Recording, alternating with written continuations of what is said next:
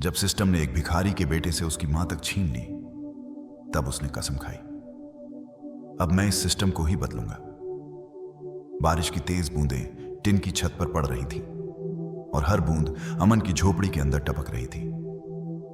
कच्ची मिट्टी के फर्श पर उसकी मां पड़ी खांस रही थी। उसका चेहरा पसीने से भीगा हुआ था और आंखें बुझी बुझी सी। मां, मैं दवा लाता हूं।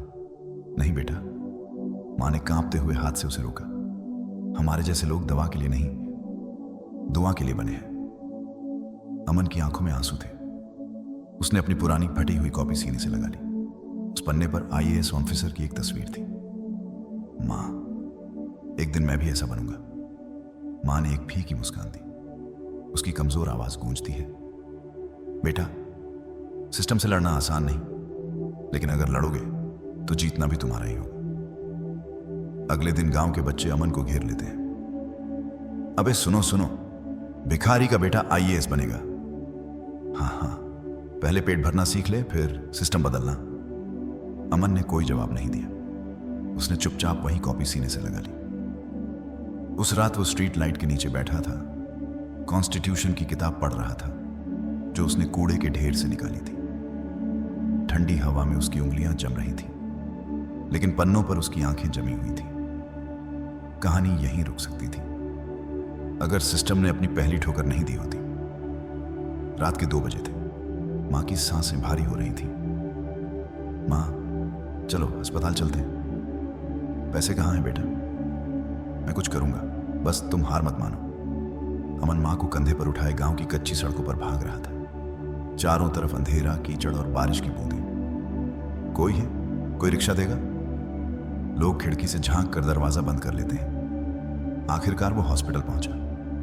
रिसेप्शन पर बैठा आदमी मोबाइल पर गेम खेल रहा था। भैया, मां मर रही है, जल्दी एडमिट करो। वो आदमी बिना देखे बोला, पहले 5,000 रुपये जमा करो, फिर इलाज होगा। मेरे पास अभी पैसे नहीं है, मैं मजदूरी करके चुका दूंगा। क्लर्क ने उसकी तरफ देखा और हंस पड़ा। भाई, ये सरकारी अस्पताल नहीं एनजीओ है, यहां पैसे ही भगवान है। अमन मां को बेंच पर लिटा देता है। मां, मैं हार नहीं मानने दूंगा। मां ने कांपते होठों से कहा, बेटा, शायद हमारे जैसे लोग हारने के लिए ही बने हैं। वो आखिरी शब्द थे और मां की आंखें हमेशा के लिए बंद हो गईं। क्लर्क बाहर आकर बोला, लाश यहां मत रखो, बदबू आएगी, बाहर ले जाओ। अमन पत्थर बन गया था। उस रात अमन के अंदर कुछ टूट गया और कुछ जलने लगा। मां, मैंने वादा किया था ना, अब मैं सिस्टम को अंदर से बदलूंगा, और यह वादा मैं खुद से भी कर रहा हूं। साल 2021, यूपीएससी का पहला अटेम्प्ट। अमन मजदूरी करके पैसे बचाता है, रात को मोमबत्ती की रोशनी में पढ़ाई करता है। उसकी हथेलियां उछल गई हैं, आंखों के नीचे काले घेरे, लेकिन दिल में आग है। यूपीएससी सेंटर के बाहर अमन एडमिट कार्ड पकड़े खड़ा है, नर्वस। वो अपने गांव का पहला लड़का था जिसने यूपीएससी देने की हिम्मत की। रिजल्ट डे मोबाइल स्क्रीन पर लिखा था, नॉट सिलेक्टेड। गांव वाले चौपाल में हंस रहे हैं। अबे भिखारी का बेटा अफसर बनेगा? हाँ हाँ हाँ, पढ़ाई से पेट नहीं भरता बेटा, जा मजदूरी कर। अमन खामोश था, लेकिन उसकी आंखों में आंसू के साथ आग भी थी। साल 2022, दूसरा अटेम्प्ट। अमन ने हार नहीं मानी। उसने अपनी जिंदगी की हर सांस, हर सेकंड पढ़ाई को दे दिया। बारिश में भीगते हुए साइकिल चलाकर लाइब्रेरी जाता, ईंटें ढोता और रात में कॉन्स्टिट्यूशन पढ़ता। रिजल्ट डे, फिर वही स्क्रीन, नॉट सिलेक्टेड। अमन का दिल डूब। साल 2023, अमन ने तीसरी बार दिलो जान लगाई थी, लेकिन रिजल्ट डे पर फिर वही शब्द, नॉट सिलेक्टेड। पर इस बार सिस्टम की असली सच्चाई सामने आई। ऑफिस के बाहर अमन खड़ा था और अंदर चल रही बातें उसके कानों तक पहुंच रही थी। अमीर बाप की घमंडी हंसी गूंजी। थैंक यू साहब, मेरे बेटे का सपना आप ही ने बचाया, अब वो आईएएस बन जाएगा। करप्ट ऑफिसर नोटों की गड्डियां गिनते हुए बोला, सपना उसका नहीं, सिस्टम हमारा है, ये गरीबों के लिए नहीं बना। वैसे भी भिखारी का बेटा क्या अफसर बनेगा? उसकी मेहनत अब आपके बेटे के काम आएगी। अमन की आंखों से आंसू गिर रहे थे, होंठ कांप रहे थे और दिल में आग लग चुकी थी। मन ही मन बोला, माँ ये सिस्टम बिक चुका है, लेकिन मैं इसे तोड़ूंगा, कसम है माँ, मैं रुकूंगा नहीं। क्या? उस रात अमन रेलवे स्टेशन पर बैठा था। सामने एक बच्चा कॉन्स्टिट्यूशन की किताब के पन्ने में रोटी लपेटकर खा रहा था। अमन की आंखों में आंसू थे। माँ, क्या मैं सच में हार जाऊंगा? लेकिन उसी रात उसने कसम खाई, अब हर सांस इस सिस्टम को तोड़ने के लिए होगी। साल 2023, तीसरा अटेम्प्ट। इस बार उसकी किताबें पुरानी हो गई थी, लेकिन इरादे नए थे। Result day, not selected system फिर जीत गया, लेकिन अमन अब भी टूटा नहीं। साल 2024, चौथा अटेम्प्ट।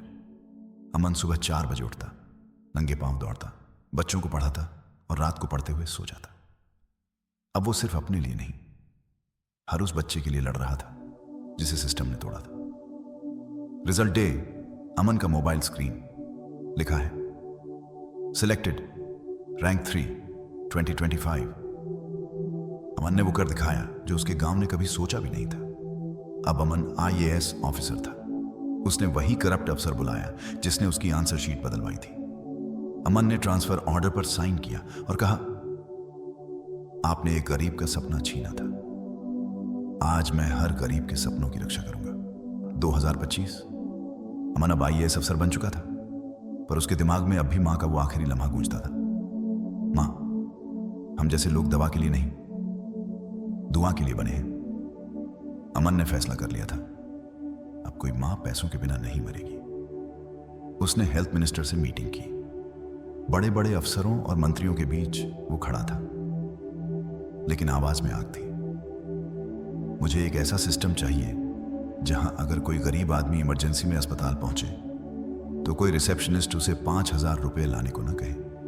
हर सरकारी और प्राइवेट अस्पताल में 50,000 रुपए तक का इलाज मुफ्त होगा, और यह हर जिले में लागू होगा। कमरे में सन्नाटा था।